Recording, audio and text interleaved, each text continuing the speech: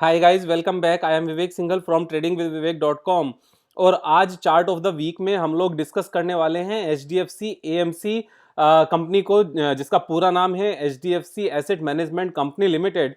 और इसको चूज करने का जो रीजन है उसको हम डिस्कस करेंगे, लेकिन जैसा कि हम हमेशा से करते हैं कि सबसे पहले हम बिजनेस एनालाइज करते हैं, उसके बाद में हम फाइनेंशियल एनालिसिस करते हैं और उसके बाद टेक्निकल एनालिसिस करते हैं। तो इन सब चीज़ों को ध्यान में रखते हुए हम लोग आगे बढ़ेंगे और आगे बढ़ते हुए ये एक एक चीज़ देखें। लेकिन आगे बढ़ने से पहले एक चीज़ मैं हमेशा से जो कहता हूं कि अगर आपने चैनल को सब्सक्राइब नहीं किया है तो चैनल को सब्सक्राइब कर लेना, क्योंकि एवरी डे 5 o'clock हमारी एक वीडियो आती है जो हमारे ट्रेडिंग एंड इन्वेस्टमेंट स्किल्स को सुपर बनाती है, पॉलिश करती है और हम नई नई चीज़ें सीखते रहते हैं। सेकंड, ये मेरी कोई भी स्टॉक रिकमेंडेशन नहीं है, ये एक एजुकेशनल वीडियो है। तो कोई भी डिसीजन अगर आपको लेना है तो वो अपने हिसाब से लेना है, अपने ड्यू डिलिजेंस के हिसाब से लेना है, अपने जो आपके इन्वेस्टमेंट एडवाइजर है उनके हिसाब से लेना है। मेरा कहना यहां पर सिर्फ ये है कि हमें किसी भी बिजनेस को किस तरीके से एनालाइज करना चाहिए वो मैं आपको सिखाने की कोशिश कर रहा हूं। तो आगे बढ़ते हैं। और जैसा कि आपको पता होगा कि इसका मेन बिजनेस है क्या, ये एक एसेट मैनेजमेंट कंपनी है। और एसेट मैनेजमेंट कंपनी में जो इनके प्रोडक्ट्स हैं वो बेसिकली डिफरेंट डिफरेंट हमारे गोल्स को पूरा करने के लिए म्यूचुअल फंड हाउस हैं। इसमें हमारे ETF भी आता है, इसमें गोल्ड ETF भी आता है, फंड ऑफ फंड भी आते हैं और हाइब्रिड फंड भी आते हैं, टैक्स सेविंग फंड भी आते हैं। जो हमारे सेक्टर से रिलेटेड फंड्स हैं वो भी आते हैं। उसके अलग हमारे जैसे चिल्ड्रन एजुकेशन प्लान है, वो सारी चीजें भी रहते हैं। साथ में इसमें हमारा PMS भी रहता है जो पोर्टफोलियो मैनेजमेंट सर्विस है। एंड सेबी की गाइडलाइंस के अकॉर्डिंग जो पोर्टफोलियो मैनेजमेंट सर्विस में मिनिमम रिक्वायरमेंट होती है वो 50 लाख रुपीस की होती है। तो एक भी क्लाइंट आता है तो सीधा 50 लाख रुपीस का यहाँ पर एसेट अंडर मैनेजमेंट इनका कम से कम 50 लाख रुपीस इंक्रीज हो जाता है। तो ये इनका मेन बिजनेस है। अब इस बिजनेस में ग्रोथ कैसे है, तो सबसे पहले तो ये देख लेते हैं कि HDFC AMC market leading company है या नहीं है। तो बेसिकली ये second largest mutual fund house है इंडिया का, जो कि यहाँ पर 3 लाख करोड़ का फंड मैनेज करते हैं। और यहाँ पर ICICI प्रूडेंशियल भी ऑलमोस्ट 3 लाख करोड़ का ही एसेट मैनेजमेंट में है, इनके पास भी सेम ही फंड है। तो ये दोनों नंबर 1 नंबर 2 ऐसे ही है। और हो सकता है आगे चल के HDFC mutual fund ICICI prudential से आगे भी निकल जाए, और आगे नहीं भी निकलता है नंबर 2 पर भी रहता है तो इस चीज में कोई फर्क नहीं पड़ता, क्योंकि नंबर 2 पर रहकर भी जो आगे चल के गेन है, जो यहाँ से चीजें आगे चल के यहाँ से जो स्कोप है वो बहुत ह्यूज है। अगर इस चीज को हम देखें तो मैंने एक यहाँ पर लिस्ट निकाली। मैंने सिंपली एक चीज सर्च की कि इंडिया में जो म्यूचुअल फंड का बिजनेस है वो US के कंपैरिजन में कितना है। तो यहां पर जब डिटेल निकल कर आई तो हमने यहां पर देखा mutual fund penetration in India is much lower than the world average and many other developed economies, while the US has its AUM more than country's GDP at 103%। It means कि जितनी वहां की GDP है और mutual fund में जो पैसा लगता है वो उससे भी ज्यादा लगता है। तो यहाँ पर 103% है। और इंडिया में और वर्ल्ड का जो एवरेज है, वर्ल्ड का एवरेज 55% है और इंडिया का कितना है, इंडिया का सिर्फ 11% है। तो जो यहां से ग्रोथ की गुंजाइश है वो यहां से दो तरीके से ग्रोथ आती है। नंबर 1 की जो परसेंटेज है GDP के कंपैरिजन में वो होगी, और साथ में जो GDP भी इंक्रीज होगी हर साल, तो वहां से भी ग्रोथ आएगी। तो यहां पर दोनों तरीके से ग्रोथ आएगी। तो जब हम बात करते हैं ना किसी मार्केट लीडिंग कंपनी में अगर अगले 15-20 साल तक हाई ग्रोथ का स्कोप हो, सस्टेनेबल ग्रोथ का स्कोप हो, बिकॉज उसका जो पेनिट्रेशन है अभी बहुत कम है और आगे हमारे पास सॉलिड रीजंस हैं कि हम उस डायरेक्शन में आगे बढ़ेंगे और यहां पर ग्रोथ आएगी डिमांड में, तो ये चीज एक इंपॉर्टेंट हो जाती है। तो फंडामेंटल्स यहां पर पूरे हो जाते हैं बिजनेस पॉइंट ऑफ व्यू से। अब जो फंडामेंटल्स हमने दूसरे देखने हैं वो फाइनेंशियल पॉइंट ऑफ व्यू से भी देखने हैं। तो मैं यहां पर दो चीजें कहता हूं, अगर डेट इक्विटी रेशियो हमारा 0 है और रिटर्न ऑन कैपिटल एम्प्लॉयड हमारा यहां पर 40 मींस 30% से ऊपर है, तो ये एक सुपर कॉम्बिनेशन होता है। यहां पर रिटर्न ऑन कैपिटल एम्प्लॉयड हमारा 46.8% है एंड डेट इक्विटी रेशियो हमारा 0 है।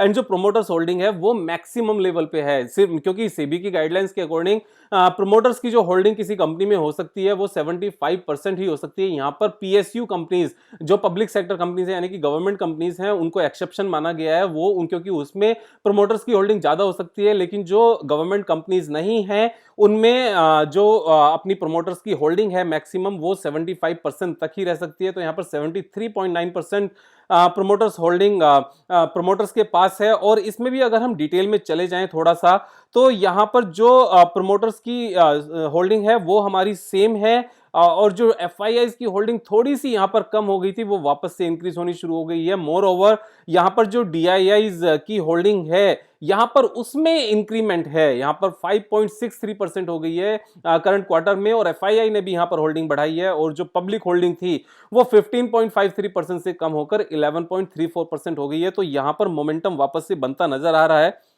और जब मोमेंटम बनता हुआ नजर आ रहा है, तो एक और चीज यहां पर बैलेंस शीट में अगर हम जाकर देखें तो जो रिजर्व है, जो ओनर्स का, शेयर होल्डर्स का अपना पैसा होता है, वो 2016 में 1126 करोड़ था, जो अभी सितंबर क्वार्टर में, क्योंकि जो बैलेंस शीट होती है वो एवरी क्वार्टर नहीं आती, वो हाफ ईयरली आती है आज की डेट में। पहले ईयरली आती थी, लेकिन इसमें चेंजेस किए गए थे कि हाफ ईयरली बैलेंस शीट आनी जरूरी है लिस्टेड कंपनीज के लिए।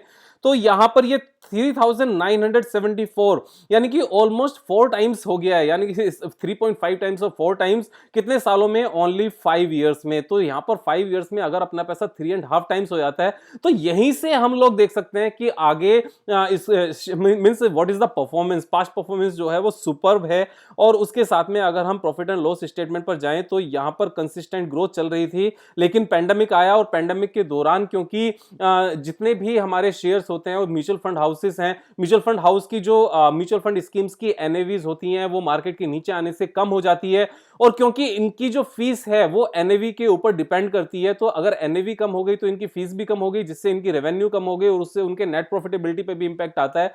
अब लेकिन क्योंकि मार्केट वापस से लाइफ टाइम हाई पर है, तो चीजें ठीक होनी शुरू हो गई हैं, और अगर चीजें ठीक होनी शुरू हो गई तो अगर हम यहां पर देखें तो वो चीज यहां से नजर भी आती है कि जून क्वार्टर में 411 था, देन 456, देन 482, तो यहां से लगातार ग्रोथ होनी शुरू हो गई है। जो नेट प्रॉफिट है, नेट प्रॉफिट भी 302, 338 एंड 369।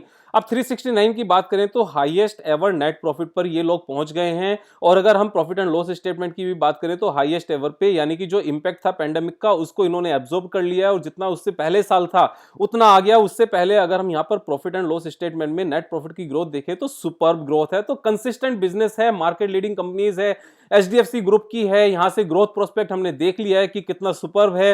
11% जीडीपी का यहां पर लगता है, और यूएस में 103% लगता है। वर्ल्ड का एवरेज 55% है, और वर्ल्ड के एवरेज की जब हम बात करते हैं तो उसमें अफ्रीकन कंट्रीज भी आती है, उसमें एशियन कंट्रीज भी आती हैं, उसमें साउथ अमेरिकन कंट्रीज भी आती है, उसमें सब कुछ आता है। तो हम वर्ल्ड एवरेज से भी 1/5 हैं, तो यहां से स्कोप तो साफ साफ है ही। अब बात करते हैं कि यहां पर हमें टेक्निकल क्या नजर आता है। यहां पर टेक्निकली जब हम बात करें तो जनरली हम जो ट्रेडिशनल चार्ट पैटर्न है हम उनकी बात करते हैं। तो यहां पर अगर आप देखोगे तो ये एक beautiful cup with handle pattern बन रहा है, और कप विद हैंडल पैटर्न यहां पर डबल बेस के साथ बन रहा है, यानी कि यहां पर ये डबल बॉटम बना और कप विद हैंडल बनता है। कप विद हैंडल अगर मैं आपको ड्रॉ करके दिखाऊं तो ये हमारा पूरा कप हो जाता है इस तरीके से, और ये हमारा कप है, और उसके बाद में ये हमारा हैंडल है। और यहां पर अगर आप एक चीज को नोटिस करोगे तो जिस शेप में हमारा कप है, डबल बॉटम के साथ में एक पॉइंट ये और सेम पॉइंट ये, और इसी तरीके से हमारा यहां पर हैंडल बनता है, तो ये एक रेप्लिकेशन है। और ये यहां से अगर ब्रेकआउट देता है तो हमें पता है कि जो मैक्सिमम डेप्थ होती है वहां से मैक्सिमम डेप्थ को अगर कवर किया जाए, और उसको नेक लाइन जिसको हम कहते हैं, जिसको ब्रेकआउट लेवल कहते हैं, जहां पर हमारा कप फिनिश होता है ऊपर को, उसके ऊपर जाकर इसको पॉइंट किया जाए, तो हम यहां से ड्रॉ कर पाते हैं कि हमारा यहां से टारगेट क्या होगा। तो टारगेट हमारा बैठता है 4744, और करंट में प्राइस है हमारा 3137। तो अगर करंट प्राइस से लेकर हम बात करें कि हमारा यहां पर जो टारगेट है वो कितना आता है, वो आता है 51%, 51.55% का हमारा टारगेट आता है करंट प्राइस से।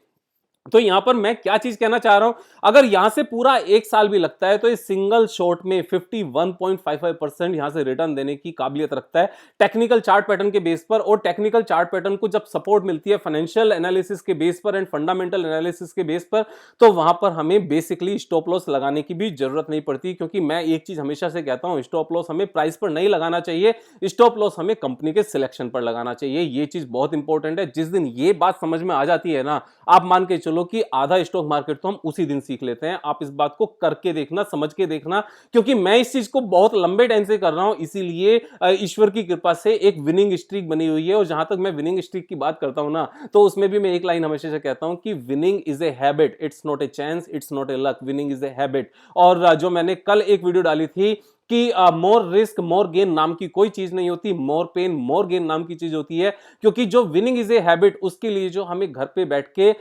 एक्चुअल प्रैक्टिकली अप्लाई करने से पहले जो हमें नेट प्रैक्टिस करनी पड़ती है, जो रिवीजन करना पड़ता है, जो मेहनत करनी पड़ती है, जो तैयारी करनी पड़ती है, उसमें जितना ज्यादा हम पेन ले लें, जितनी ज्यादा मेहनत कर दें, फिर एक्चुअल जब हमें एग्जाम पास करना होता है या हमने यहां पर एक्चुअली ट्रेड डालना होता है, तो वहां पर सफलता आती आती है। इसमें कोई शक है ही नहीं, कोई दो राय है ही नहीं। हम कल फिर मिलेंगे एक नई वीडियो के साथ, तब तक मजे करो यार। Thank you so much, have a nice day.